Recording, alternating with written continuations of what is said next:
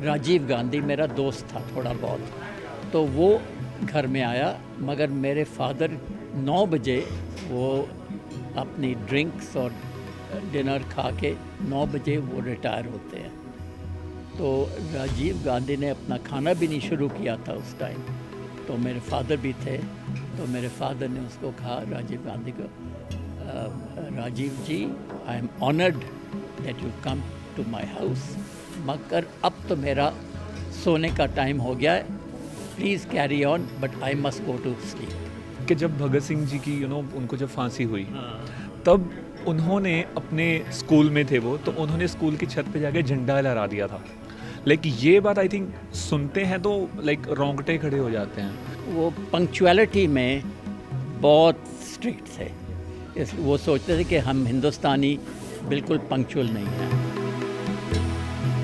पढ़ाई में अच्छे नहीं थे जब वो छोटे थे। तो आप ठीक थे?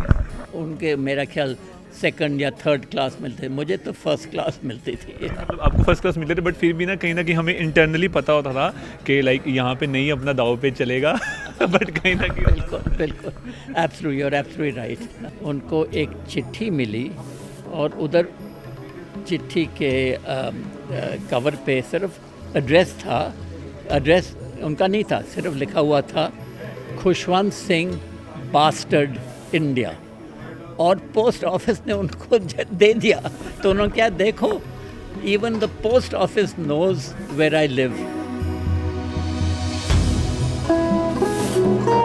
गांधी जी की एक मुझे याद है कि उनकी एक क्वालिटी थी, वो कहते थे even the worst person, the most evil person has always got some good in him, तो वो गुड को निकालना चाहिए।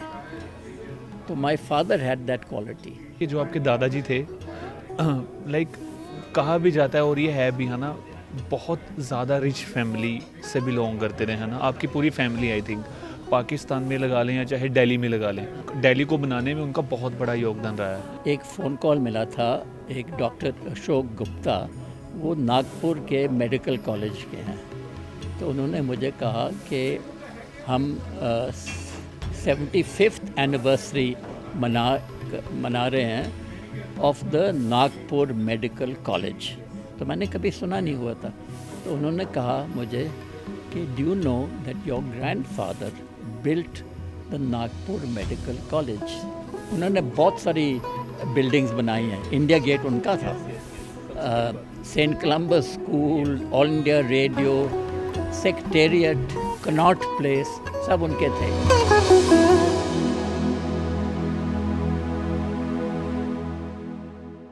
मेरे साथ हैं जी खुशवंत सिंह जी के बेटे राहुल सिंह जी। सर सत श्री अकाल। सत श्री अकाल। कैसे हैं सर आप? बिल्कुल first class, thank you. Great great great sir. Sir जैसे मैं स्टार्टिंग में बोल रहा था कि सबसे पहली बात तो मैं ये बोलना चाहूँगा कि जब भी आपकी फैमिली में से किसी से भी बात होती है ना, कभी भी, हमारे चंडीगढ़ के लोग, पंजाब के लोग बहुत बहुत बहुत अच्छा फील करते हैं। तो ये हम सबको बहुत ज़्यादा अच्छा लगता है, क्योंकि ऐसा लगता है कि जब भी आपकी फैमिली में से किसी को सुनने का मौका मिल जाए, समझने का मौका मिल जाए, तो आई थिंक ये बहुत लोग अच्छा फील करते हैं। Very good.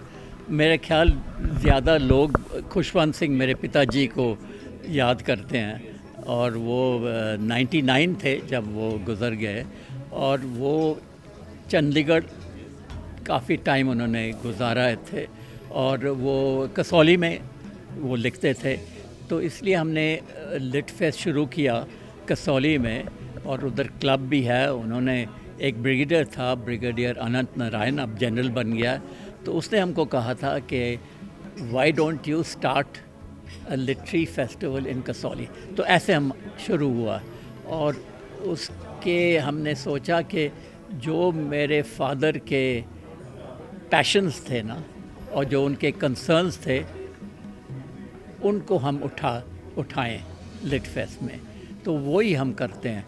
इस साल वो गांधी जी के बड़े एडमायरर थे, महात्मा गांधी जी के, तो हमने सोचा कि हम कुछ लेंगे, कुछ थीम लेंगे गांधी जी से, जो कुछ रिफ्लेक्ट करेगा लिटरेरी फेस्टिवल में। और हमने सोचा कि हम वो लेंगे जिसकी उनकी बहुत मशहूर सेइंग है, be the change you want to see. जो आप बदलना चाहते हैं वो अपने आप पहले बनो। आई एम गिविंग बस रफ ट्रांसलेशन। जो आप चाहते हैं वो अपने आप पहले बनो। तो उसकी हमारी थीम है ये इस लिट फेस्ट में। और आपके पास प्रोग्राम है, सब कौन कौन आ रहे हैं, तो ये हम थीम जो उन्होंने लिखा है उसके बारे में हम उनको सवाल पूछेंगे। So we all are looking forward to it. And sir एक ना क्वेश्चन जो मेरे दिल में ना बहुत टाइम से है, लाइक हमारी ये फर्स्ट मुलाकात है, तो मैं पूछना चाहता था, कितने सारे यंगस्टर्स, कितने सारे लोग ये चीज़ जानना चाहते हैं कि आपके फादर फादर सन का जो बॉन्ड था, आपके फादर बहुत बड़े ऑथर थे, बहुत बड़े राइटर थे, तो we all want to know कि फादर सन में जब वो राइटिंग को लेके, जब वो लिखने को लेके जो कॉन्वर्जेशन, जो बातें होती थी, जो फादर अपने बेटे को समझाते थे कि हाँ ये जो लेसन है लाइफ के, ये थ्रू आउट द लाइफ आप लेके चलो तो देन आप सक्सेसफुल हो। तो बहुत ही ज़्यादा मोटिवेशनल स्पीचेस उनकी रही हैं हमारी हमारे पूरी ज़िंदगी में, है ना। हर एक की लाइफ में उनके किसी ना किसी स्पीच ने डेफिनेटली कुछ ना कुछ कहीं ना कहीं वर्क अच्छा किया है। तो मैं जानना चाहता हूँ कि फादर सन में जो वो बॉन्ड और जो वो बातें होती थी, तो वो कैसी, कोई ऐसी बात बताओ जो मतलब आपको लगे कि हाँ लाइक जो वैसे तो सारी बातें बहुत कमाल की थी, बट मैं चाहता हूँ कुछ अपने फादर के बारे में और अपने बॉन्ड के बारे में कुछ ज़रूर। नहीं, उनका ह्यूमर बहुत लोग बहुत याद करते हैं। और वो हर एक वो आर्टिकल जो लिखते थे, उसके आर्टिकल के आखिर में वो एक जोक करते थे, और काफ़ी जोक्स थे सरदार जी जोक्स, जो कहते हैं ना संटा बंटा जोक्स। और ये वो लिखते, और वो सोचते थे कि ये of Sardar ji is making fun of themselves. वो सरदार जी उनको भेजते थे जोक्स, तो वो छापते थे। और उनको एक दिन एक चिट्ठी मिली, वेरी फॉर्मल लेटर मिला फ्रॉम दी श्रीमानी गुरुद्वारा प्रबंधक committee, which is the highest authority of the Sikhs. तो उन्होंने उनको एक चिट्ठी भेजी, और उसमें चिट्ठी में लिखा हुआ था, प्लीज़ स्टॉप, शायद गुरमुखी में थी, मगर I will say it in English, please stop your Santa Banta jokes. तो मैं उधर था जब ये चिट्ठी आई, तो मेरे फादर ने थोड़ा सोचा, और वो जो कोई उनको लिखता था वो वापस जवाब देते थे पोस्ट कार्ड में। और कितने हज़ारे लोग हैं जिनने उनके पोस्ट कार्ड रखे हुए हैं। तो उन्हें सोचा मेरे फादर ने, और एक पोस्ट कार्ड में उनका पता लेके, एड्रेस लेके, सिर्फ 3 लफ्ज़ लिखे उनको, गो टू हेल। और कोई जवाब नहीं आया उसके बाद। तो वो ये किस्म के आदमी थे, who did not care about any, जो कोई हो, जितना बड़ा होए, ही डिड नॉट केयर। वो बिल्कुल, वो कहते थे, be true to yourself. जो आप सोचते हैं वो ही करो, और आप फिर कुछ गलती नहीं कर सकते। जब भी मैं उनके बारे में ना पढ़ने लगता हूँ ना, जब भी कुछ ना कुछ नई बात हमेशा सीखने को मिलती है। एंड एक जो क्वेश्चन लाइक जब मैं उसके बारे में सुनता भी हूँ या समझता भी हूँ ना, तो गूज बम्स आ जाते हैं कि जब भगत सिंह जी की उनको जब फांसी हुई, तब उन्होंने अपने स्कूल में थे वो, तो उन्होंने स्कूल की छत पे जाके झंडा लहरा दिया था। लाइक ये बात आई थिंक सुनते हैं तो लाइक रोंगटे खड़े हो जाते हैं। तो सर जब आपने ये बात सुनी थी अपने फादर से, है ना, जब आप ये बातें सुनते थे उस टाइम, लाइक आपको कैसा फील होता था कि हाँ बहुत बड़ी चीज़ हुई है या हो रही है या की है? मैं जानना चाहता हूँ कि उस फील के बारे में ज़रूर आप कुछ बताएं। मैं कोई इंसिडेंट सिर्फ मैं बता सकता हूँ आपको कि एक तो उनका वो पंक्चुअलिटी में बहुत स्ट्रिक्ट थे।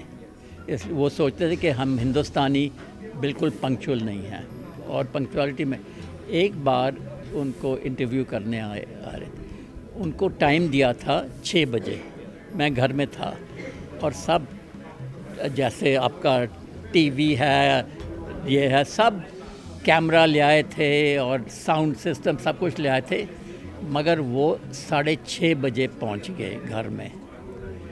और जब घंटी बजी तो मुझे कहा, tell them they are late and they are not welcome. तो मैं गया उधर और सब कैमरा, साउंड इक्विपमेंट सब उनके पास थे और वो अंदर आने लगे थे। तो मैंने कहा, सॉरी, आप आधे घंटे लेट आए हो और मेरा फादर क्या है, नो इंटरव्यू। वो कहने प्लीज़ प्लीज़, तो मैंने कहा सॉरी, ही इज़ नॉट। तो वो वापस चले गए। So he was that kind of person. जो कोई होए जो पंक्चुअल नहीं आता है उनको। और एक बार मेरे 50 जन्मदिन थे, राजीव गांधी मेरा दोस्त था, थोड़ा बहुत कॉलेज में था मेरे साथ, तो वो घर में आया। मगर मेरे फादर 9 बजे वो अपनी ड्रिंक्स और डिनर खा के 9 बजे वो रिटायर होते हैं। तो राजीव गांधी ने अपना खाना भी नहीं शुरू किया था उस टाइम, तो मेरे फादर भी थे। तो मेरे फादर ने उसको कहा, राजीव गांधी को, Rajiv ji, I am honoured that you come to my house, मगर अब तो मेरा सोने का टाइम हो गया है, please carry on, but I must go to sleep. तो वैसे आदमी थे वो। एंड सर, एक चीज़ थोड़ी सी ये फ़नी है, एक चीज़ सुनने को मिलती है जो मैं आपसे ही पूछूंगा कि पढ़ाई में अच्छे नहीं थे जब वो छोटे थे। ठीक है, तो आप ठीक थे? मैंने तो बहुत अच्छी इम्तिहान में अच्छी तरह करता था, मगर वो उनके मेरा ख्याल 2nd या 3rd क्लास मिलते, मुझे तो 1st क्लास मिलती थी। मतलब आपको फर्स्ट क्लास मिलते थे, बट फिर भी ना कहीं हमें इंटरनली पता होता था कि लाइक यहाँ पे नहीं अपना दाव पे चलेगा। बट कहीं ना कहीं बिल्कुल बिल्कुल, absolutely, you are absolutely right.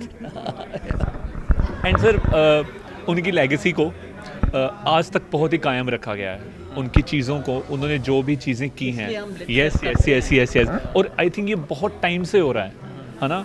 तो मैं ज़रूर इस फेस्ट के बारे में जानना चाहूँगा कि जब ये फेस्ट होता है तो डेफिनेटली एक कहीं ना कहीं वो फील आता है कि खुशवंत सिंह जी साथ में मौजूद हैं, वो हैं।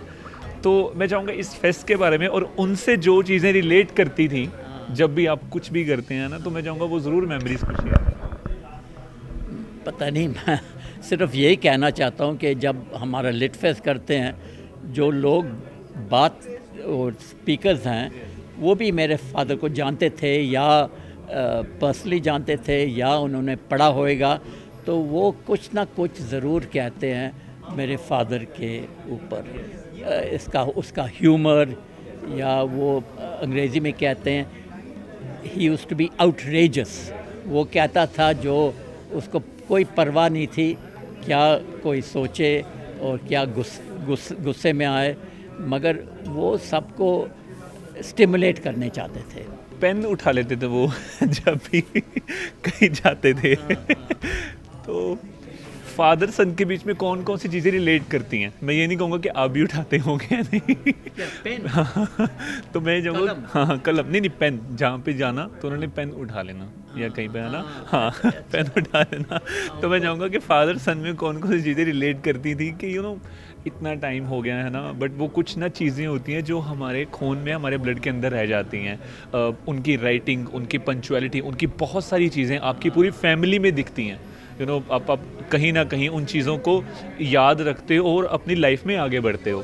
तो कौन कौन सी चीज़ें अभी आपके दिल में हैं कि हाँ फादर को लेके ये चीज़ें मेरी बहुत? सबसे ज़्यादा तो है बी ट्रूथफुल।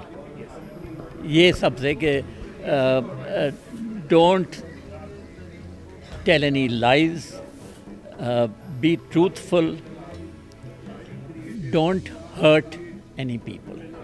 ये वो उनका ये था। और उनको कोई कुछ ख़राब चीज़ कहे वो उनको फॉरगिव करते थे। Always forgive anybody who said some. एक मुझे याद है, वो मखौल ज़्यादा करते थे और उन्होंने कुछ लिखा था और कहीं मेरे ख्याल इंग्लैंड से या अमेरिका से उनको एक चिट्ठी मिली और उधर चिट्ठी के कवर पे सिर्फ एड्रेस था, एड्रेस उनका नहीं था, सिर्फ लिखा हुआ था खुशवंत सिंह बास्टर्ड इंडिया, और पोस्ट ऑफिस ने उनको दे दिया। तो उन्होंने क्या, देखो even the post office knows where I live, और कुछ नहीं था, सिर्फ खुशवंत सिंह बास्टर्ड इंडिया, और वो उनको डिलीवर हो गई। तो वो जो किसी कोई गुस्सा जो कोई एंग्री हो जाता था उनको कह देते थे कि no forget it, don't get so angry. तो इनका ये ग्रेट क्वालिटी था, and to turn it into humour.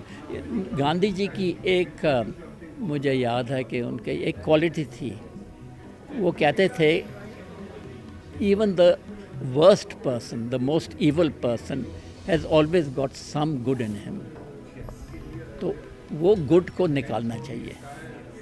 तो my father had that quality कि जो कोई है वो बदमाश हो, जो उनके अंदर कुछ ना कुछ है जो अच्छा है, उसको निकालना चाहिए। तो उनका ये ऑलवेज फिलॉसफी थी that always bring out the good out of people. And sir जो आज का यूथ है, आज की यूथ में ना कहीं लाइक बहुत जैसे जैसे टाइम आगे बढ़ रहा है तो बहुत सारी चीज़ें बदल रही हैं। लोगों में पेशेंस लेवल कम है, लोगों में लिखने की कला आई थिंक बहुत कम है, अगर है तो वो कुछ नहीं है, कुछ वो सोच नहीं है कि जो खुशवंत सिंह जी की थी अपने देश के प्रति, अपनी कलम के प्रति, अपने अपने शौक़ के प्रति, जो लिखते थे उनकी चीज़ें सदाबहार रही हैं। और आज की दुनिया में बहुत जल्दबाजी है, पेशेंस लेवल जैसे मैंने बोला कि बहुत कम है। तो आपको ये चीज़ें कैसी लगती हैं कि हाँ, क्या जो हमारे दिन है, जो लोग हैं वो तेज़ी से बढ़ रहे हैं? सब कुछ बदल गया जब ये स्मार्टफोन और कंप्यूटर हुए, सब कुछ बदल गया। लोग इतना पढ़ते नहीं हैं, लोग इतना लिखते नहीं हैं, तो ये हो गया। मगर आई थिंक एडजस्टमेंट करना पड़ेगा। You can not put the clock back. मगर उनको काफ़ी अफसोस होता था कि लोग ज़्यादा पढ़ते नहीं हैं, किताबें नहीं पढ़ते हैं, वो सब कुछ कंप्यूटर में देखते हैं। और कंप्यूटर में देखना या स्मार्टफोन पर देखना और पढ़ना बिल्कुल फ़र्क है, बहुत फ़र्क है उनमें। तो वो उनको ये थोड़ा अफसोस था कि वो बिल्कुल जानते नहीं थे ये फ़ोन पे या कंप्यूटर पे वो सब कुछ, वो टाइपिंग भी नहीं करते थे, सब लॉन्ग हैंड पे रखते थे। और कोई सेक्रेटरी आता था और वो टाइप करता था और फिर वो देखते थे और फिर वो भेजते थे। राइट टू द एंड जब 99 थे उस टाइम उनका मन बिल्कुल फर्स्ट क्लास था जब 99 तक थे। मुझे याद है जब वो दिन गुज़र गए तो मैं गोल्फ़ खेलने जा रहा था और मैं उनके कमरे से निकल गया और मैंने उनको देखा, वो कुर्सी पे बैठे हुए थे और क्रॉसवर्ड पज़ल कर रहे थे। उनको रोज़ क्रॉसवर्ड पज़ल, इसलिए दिमाग के लिए क्रॉसवर्ड पज़ल कर रहे थे। और फिर मुझे फ़ोन आया बहन से, वापस आओ जल्दी। तो मैं वापस गया तो वो बिस्तर पे लेटे हुए थे, डॉक्टर था उधर और डॉक्टर ने कहा वो चले गए हैं। तो वो right till the last moment उनका मन बिल्कुल तेज़ था, सिर्फ द बॉडी हैड गॉन।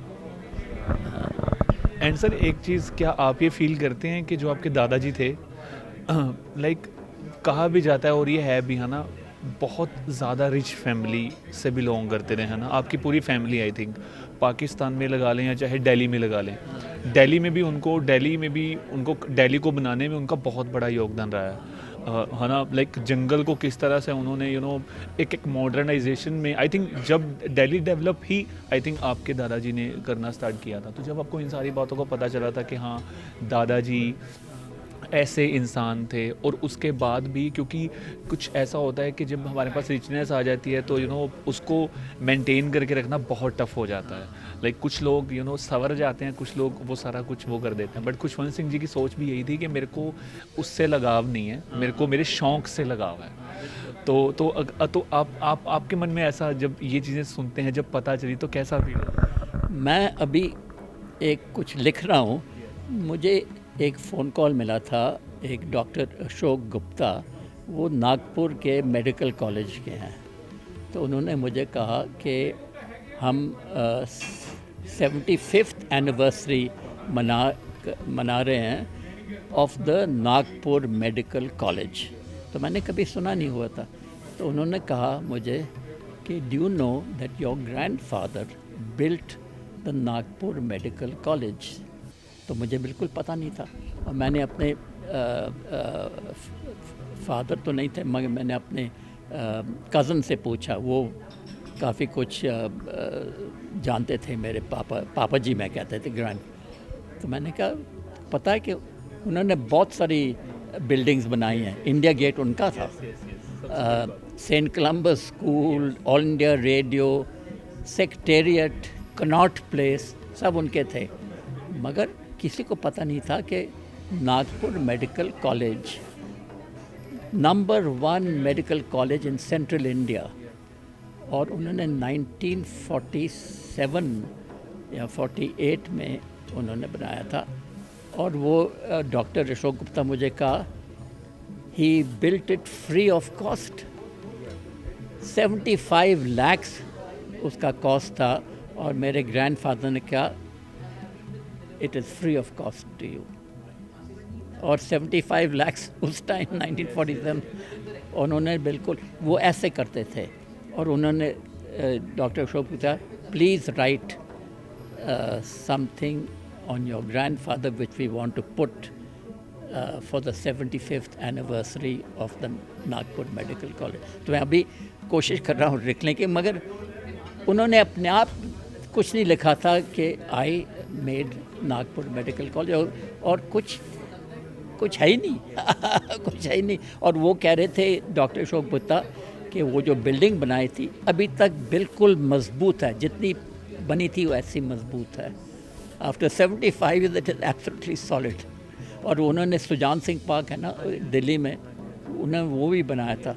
और लोग कहते हैं अभी तक उसके फर्श वही जैसे हैं, दीवार भी वैसे हैं, बिल्कुल रिपेयर नहीं करना पड़ा उसके। तो वो ये किस्म के बिल्डर थे। अब तो देखो 20-30 साल में रेनोवेशन करना पड़ता है, गिर जाते हैं या रेनोवेशन करना पड़ता है।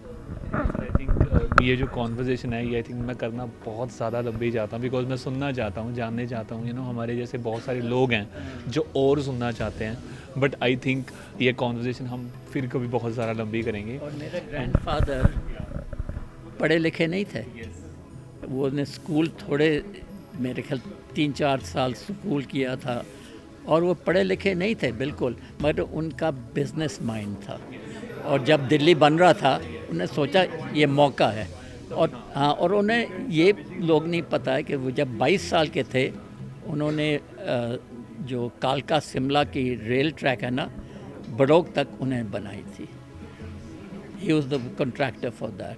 मगर उनका मन ऐसे था, नॉट एजुकेशन वाइज, मगर सिर्फ उनको पता था कि जब मौका मिलता है मैं कुछ कर सकता हूँ। और वो बिल्कुल वर्कaholic थे, बहुत काम करना चाहते थे। वी वांट कि आप आते रहें और हम मिलते रहें, हमारी ऑडियंस के साथ रूबरू होते रहें। एंड अब जल्दी मिलते हैं सर कसौली में। आप आ रहे हैं कसौली? हाँ, वेरी गुड। हाँ हाँ, ज़रूर। Thank you so much. Thank you.